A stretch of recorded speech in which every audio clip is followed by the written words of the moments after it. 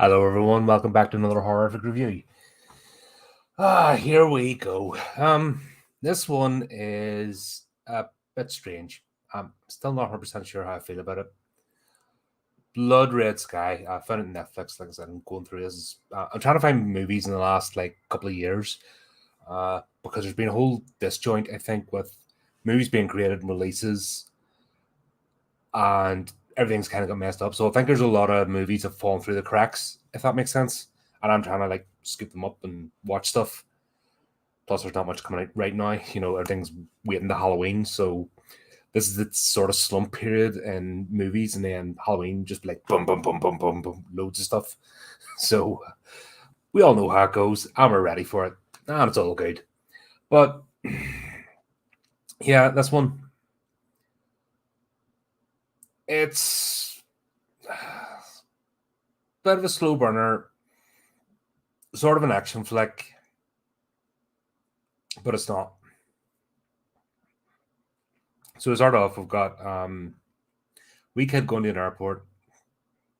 I think they're flying from London or Europe anyway, but they're heading transatlantic flight over to New York. Got wee boy Eli. He's does Eli? The characters. Elias. Sorry, Elias. Sorry, Eli was the last movie. Or 2 movies ago I was talking about. Flip, I'm talking about too much crap. The world can't keep track. But yeah. Elias, he's checking in for his mother.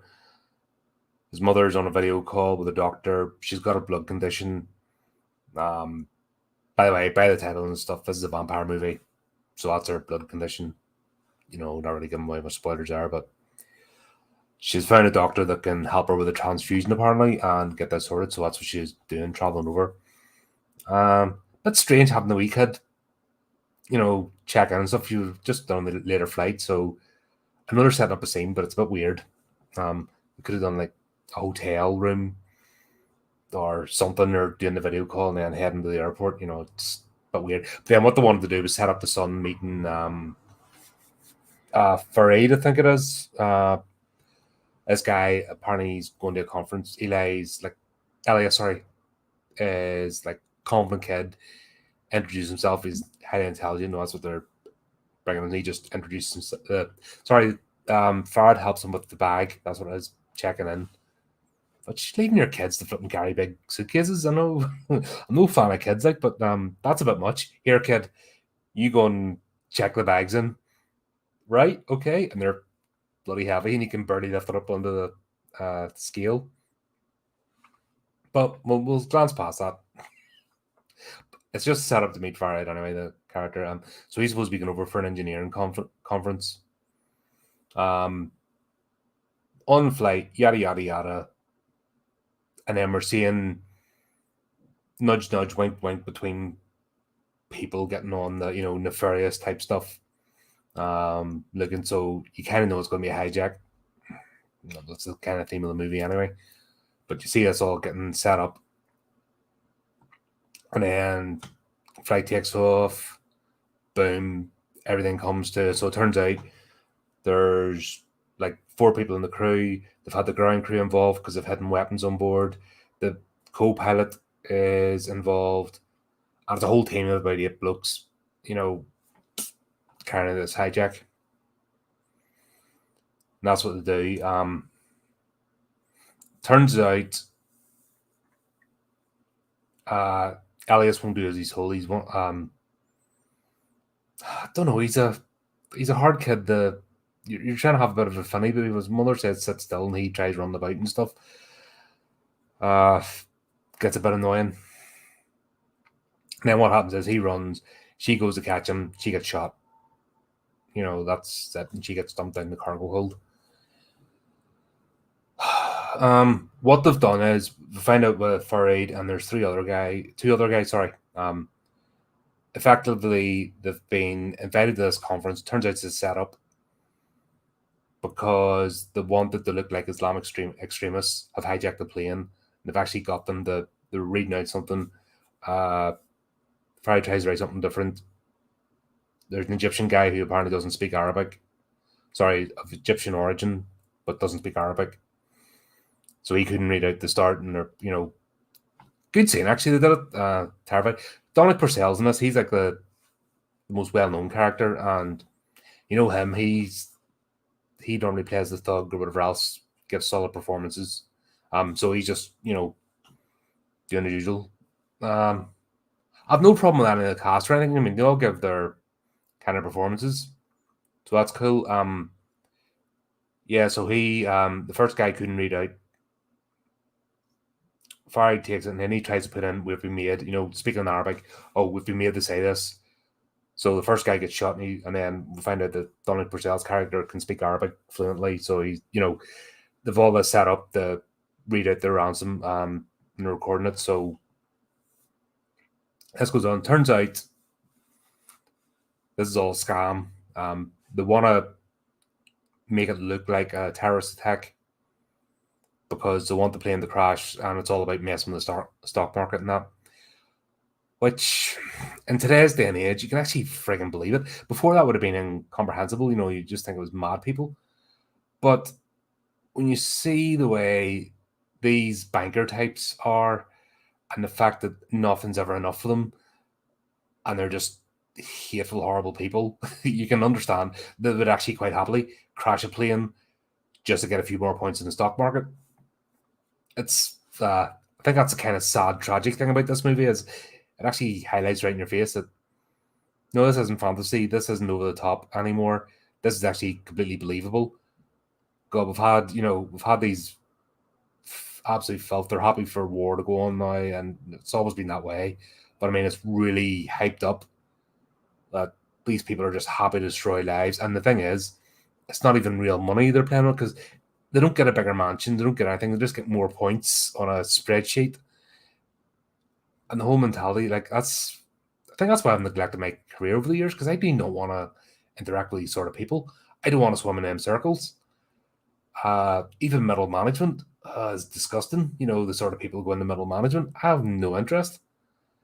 But this movie kind of brings that to the fore. Maybe that's why I was left a bit of a bad taste in my mouth because I can kind of see some billionaire flipping string puller setting this all up just to play a stupid game, which in the end, it's not as if normally people resort to extreme actions when they're about to lose everything. But these people don't. This is just day-to-day life. And like I said, we're seeing it today. Everyone's been wound up against each other, put at each other's throats. This constant aggro. You see the media doing it just to keep people wound up and on edge just so they can get clicks. Because there's no news, so they have to invent news. And it's, this movie's just a reflection of that world. I think that's what I find kind of depressing about it because, it's not fantasy. It's not out there. It's actually in the realms of, some fucker would go and crash a plane just to get a few points in the stock market. But there we go. Then we'll have Nadja, the main character. She's in and this is the bit I think, she's in the cargo hold. Supposed to be dead. She sort of comes back to because she's a vampire. We see a bit of flashback scenes to how she got turned in the first place. This is the bit that gets me. This has been going on for a while now.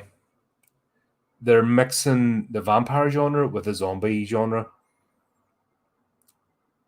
And almost with the world, there's like this bit of a homogenous mess between vampire, zombie, and werewolf.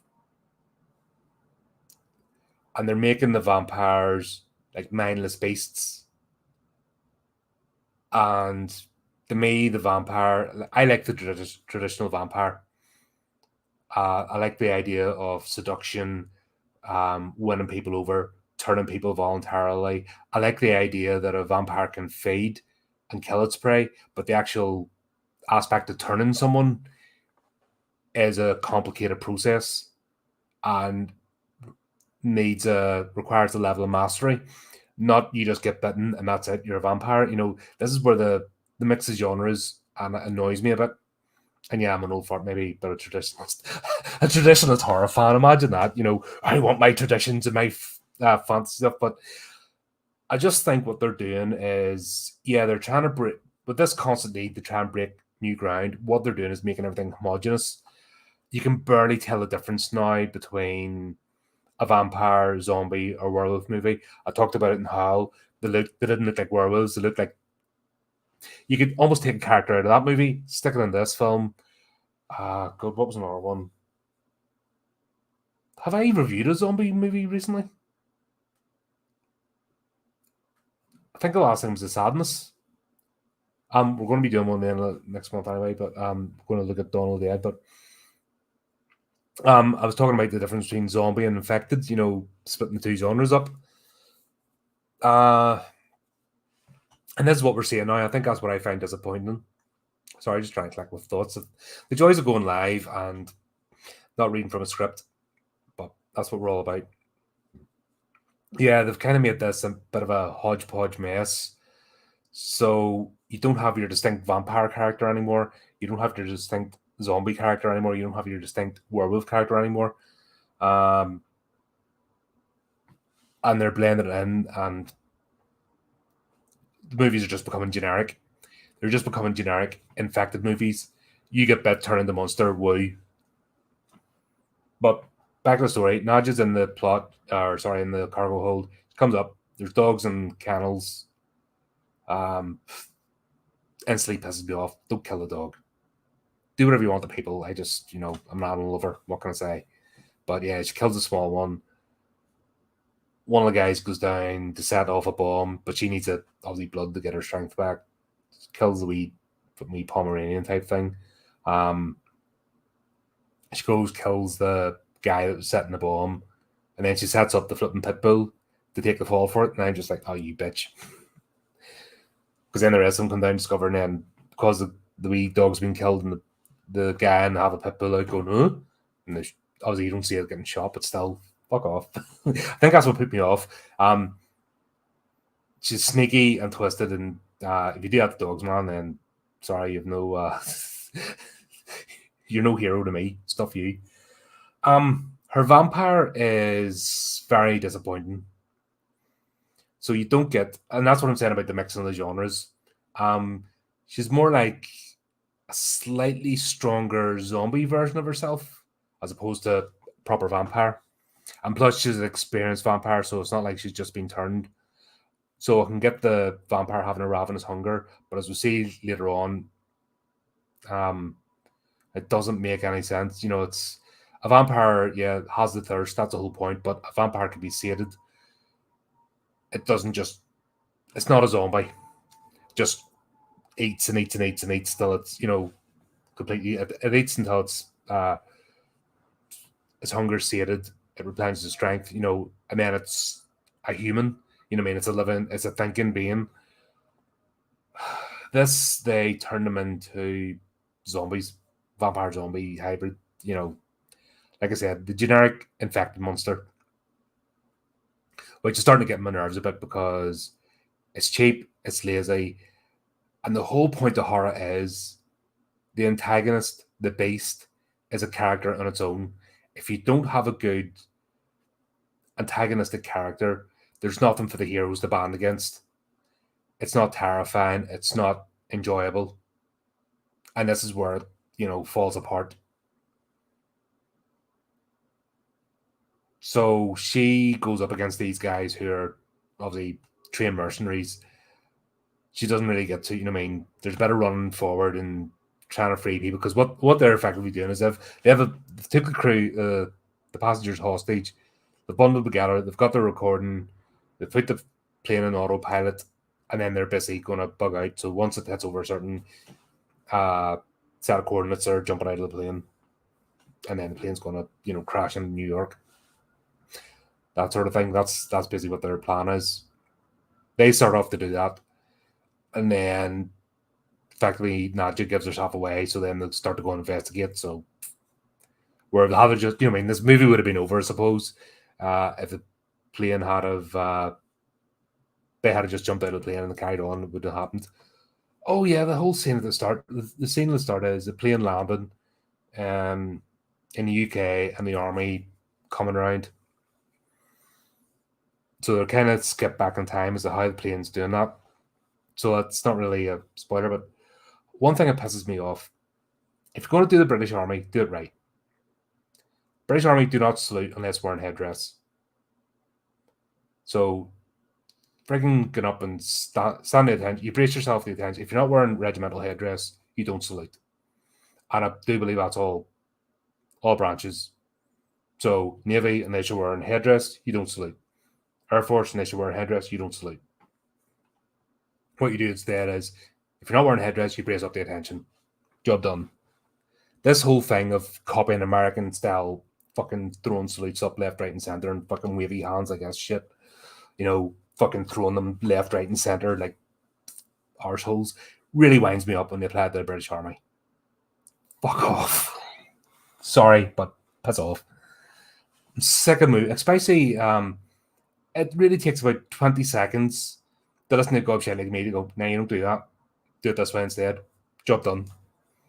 And always arse up the uniforms. I don't know why they do that. They always arse up uniforms. Fucking have them looking weird. I think there's the thing where they don't use like cap badges, which is fair enough. I mean, regiments don't want to be directly linked with a movie unless it's documentary style. So that's fair enough, but you can make it look a bit better. Fucking Doctor Who was the worst for that. Making British Army, but then again, it's the paedophile club, so fucking hate anything British anyway. So, but I'm just sick of these uniforms. And Michael Bay, he needs a punch in the face. The shit he did with the Transformers movie, showing British soldiers just stupid fucking badges. Sorry, that's on a rant, but they've done it with this movie as well. And the Special Forces guys trying to get on to look like fucking SWAT team rejects. It doesn't take much to look authentic, and it doesn't take a lot of money. Loads of military surplus stores. You can rent stuff. You can hire vets who'd actually, there's reenactors bring their own freaking spend money on their own kit because that's their whole thing. Or you could fucking hire a bunch of airsofters and they'd look 100 times better. Yeah, they'd be 20 stone overweight because that's airsofters for you, but still, you could find a hardcore group of about 10 of them that look the part. It's easily solved without very much money. I hate the way they do it. Sorry, that's my mid-movie rant about random stuff. But yeah, Nadja keeps trying to go back to get her son. It feels like they're stringing the movie out at this point. I think that's the problem. They're kind of making it string out longer of these action sequences because it has had a certain runtime. There's this one guy, Carl, one of the hijackers, who dressed up as an air steward, and he's a bit of a psychopath, and he enjoys what he does, but too much and inflicted pain, etc. He actually, because she has this injection kit, almost like diabetes kit, to manage her condition. It's prescribed, all that stuff. So she's carried this onto the plane, and he gets one of the syringes and takes her blood and injects it into himself.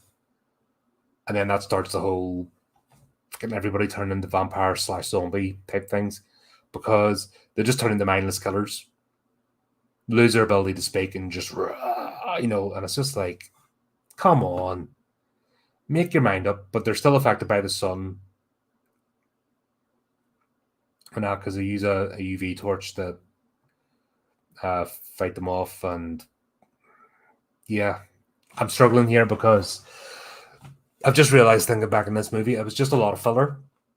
It starts off with a good premise of the plane landing, all the hype, getting ready to board it. And then the actual hijack taking place. I don't know why they did it that's what threw me off, I think, as well. They didn't need to do that as a cutback scene. They could have just put that in, made it a linear movie. It didn't add anything. In fact, what it did was it kind of ruined the movie to begin with. So they had to just put that in this place where it was meant. But what happened was it got Elliot's out of the plane, he's telling the story, and then this is all a flashback from his perspective. Just doesn't work. God, what else can I talk about this movie? Yeah, now I'm thinking about it, I didn't enjoy it. Yeah, now I'm actually thinking back. I only watched it last night. Yeah, it wasn't best. The way they did the vampires, I had her flashback how she got turned, and then she found a person that killed her husband and turned her, and it's just depressing. And the thing about vampires, yeah, they can be horrific. They're monsters, but they're evolved monsters. That's the whole point of the vampire genre, is that vampires are the step above the food chain of humanity, and they're supposed to be more evolved because they're immortal, long lived. And these vampires are just scrubbing about in the dirt, and they're acting more like zombies, And the ones that she turned are just they're bad. And then everyone starts eating each other in the plane and stuff, and yeah, zombies on a plane, basically. And then we cut back to the scene where the special forces team are getting ready to go in. Of course, they accidentally play the thing because Farad manages to land the plane by getting through the control tower. Not cliche, but then they accidentally play the Islamic terrorist script, though. So now everyone thinks he's a terrorist. So that's all dragged out. What else? Fucking Elias tries to get back to the plane. They take him to the hospital. He escapes from an ambulance because he's only 10, but he's a 10-year-old MacGyver. Super. Yeah, I think that's what annoyed me. That they made him more powerful than his mother, who's the vampire. Because his mother's getting knocked about left, right, and center, and getting tripped up and beaten. And then it goes up to the fact, yeah, I'm just going to wrap this up because, God, now I think about it. Now I'm going back over the movie in my mind while talking about it. Yeah, it's not really enjoyable. God. I need something fun. I do. I need a fun. I think I need a horror comedy. I'm watching one of them. I'm going to finish off and talk about it tomorrow. But yeah, I need something fun now because some of these movies are getting depressing. It's just how bland they are. Yeah, so get the end. Alias, not only does he escape ambulance, out of a moving locked ambulance, but also soldiers can't catch him, and he just is able to run. Well, there's special forces soldiers as well. Don't have a perimeter around a friggin' airplane in an abandoned, isolated airstrip. He's just able to run onto it, and then as the soldiers are taking the plane, the zombies take them. Then he sees his mother. His mother's now an inhuman monster because feeding makes them more frenzied. Zombie. They're fucking zombies. They're not vampires. They're zombies. That's what I'm talking about, the generic mess of this, because even in Hell, that annoyed me a bit. They made the werewolves almost generic as well, and we're losing the individualness. What made each of these genres last for so long and unique. The vampire genre has lasted for so long because there's certain traits and rules and characteristics of a vampire. The werewolf genre has had such a long volume because there's that whole aspect. The zombie genre has had its whole, like the original George Romero zombies of actually the dead rising. What's happened is they're just new genre called, basically the infected. And instead of making that its own thing, the grafted, sorry, not grafted, that's a horrible word to use. The grafted onto the zombie genre, and then they've kind of bled into the others instead of having that its own unique thing. And then that would make that, like 28 Days Later is a perfectly infected movie. You can still watch that today. A really great movie. That's what they need to do, is separate the infected genre and let it develop into its own thing and explore. They had a good stab with the Resident Evil movies, exploring different things. Yeah, I know there's haters out there, people like a lot of them cheesy, and a lot of the later ones were, but they still had character. Like the first two are great watches. I love them. Yeah, there's some silliness, but it's Hollywood, action flick. But still, the films are. They need to put that genre in its own box for a while, like a wine. It's a recent genre. The Infected is a recent genre. Let's be honest. It hasn't really been touched on until like 28 days later. I think that was kind of one of the groundbreaking ones. I know they had the Quatermass experiment and Omega Man and all that kind of stuff, but that was like post-apocalyptic afterwards. You need to let that develop into its own thing and stop bleeding into other franchises because it's not ready yet. Because we're seeing it now in these movies that it's all becoming jumbled and generic, and you can almost go beat for beat what's going to happen. So this movie finishes up. Elias, sorry, I keep calling him Eli. Flipping Eli in the brain, but Elias sees his mother. His mother's about to charge him. He has the detonator for the bomb because that happened. Because you give a 10-year-old bomb detonators and have him, like I said, they had him run about. He was more of an action hero than the grown adult that was his mother with supernatural powers. And then he blows up the plane. Because, yeah. And then, oh God, Farrah escapes. And she's like, look after my son. It was really, really badly done. There's a good basis for a story here. But it just ended up all over the place. Yeah. They just let them go. Like the wee kid had a detonator. This guy's got off a plane. They don't want to do a debrief, even though they seem weird shit on the body cams when the special forces team were jumping in. Yeah, that was it. And then also you see hundreds of soldiers, like there's about a full company's worth of soldiers gangling towards the plane in a big frigging group. It was awful. I don't know who they got to play or who the military advisor was in this, but don't hire them again for anything. They must have got a cosplayer or a airsoft there to frigging be the military advisor. And the fire engines are doing nothing. I guess this whole thing's wrecked, and the fire engines are just sitting there going, one fire engine going woo woo woo, and it's a generic fire brigade engine, not the air. If you're familiar with airports, they have their own like fire engines, and they're specific for they'll be electric ones, and they're designed to basically rush on with the foam. A normal fire engine with water isn't going to tackle aviation fuel based fire. That's why you have these specific, fire engines for airports to have the foam, because you spray water. The old thing. The fire brigade safety videos. Like if you got a chip pan fire, you throw water on it, it's going to go everywhere. Just a wee bit of thought. Honestly, a bit more thought, and this could have been good, but I'm just tired. I'm tired of this generic, zombie movies are the thing, infected movies are the thing, so we've got to make it all like that. Everyone's thinking, these execs are just thinking on their nose, got to jump on a bandwagon. And they're not thinking, especially streaming services, because I think this is a Netflix own. But they're not thinking new customers or somebody might revisit it. Like this came out 2018. I'm revisiting now. Or was it 2020? Sorry, give me a sec.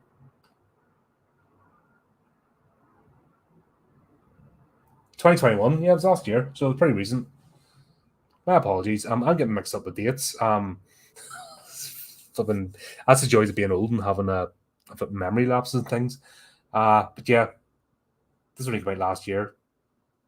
We're seeing this with all these movies. Like I'm watching it a year later. They're not thinking that anyone's going to watch it 2-3 years down the line. But that fad's gone, and making it a standalone movie. And it's not about special effects and money, because I have plenty of that.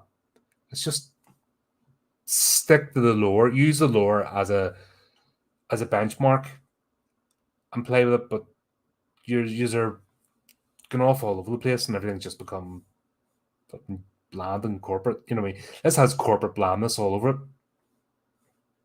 There you go. That's my review.